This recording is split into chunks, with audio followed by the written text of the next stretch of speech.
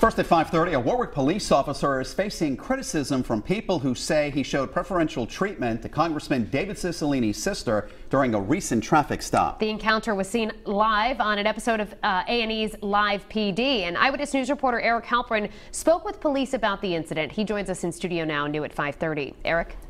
Mike and Shannon, Warwick's police chief is defending how his officer acted Friday night during this traffic stop. He says the officer conducted himself in the most professional of manners and that none of what happened is due to any political connections.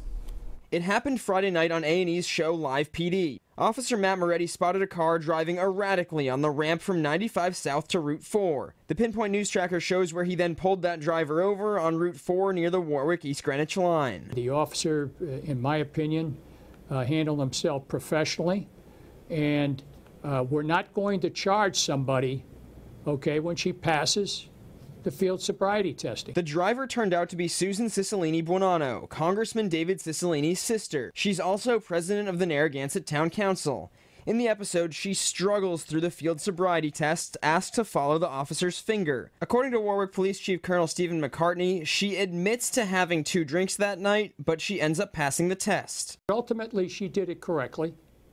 He had to maybe emphasize it a couple of times. He says nerves from the camera crew could be to blame for her having a difficult time. Eventually, she's allowed to have a relative drive her home. Critics on social media are saying her situation was handled leniently because of her brother being a congressman. He had no knowledge of any political connection, okay? That only came after the fact. In part of a statement sent to the Providence Journal, Cicilline Buonanno wrote, "I realize that people understandably hold elected officials and educators to higher standards, so I just want to emphasize that the Warwick Police allowed me to leave that evening because I was not impaired in any way." And I also tried to reach Cicilline Buonanno by email and phone, but never heard back. During the show, the officer says he's been on the job for 12 years and is a drug recognition expert.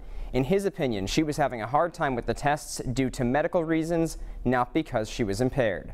I'm Eric Halpern, Eyewitness News.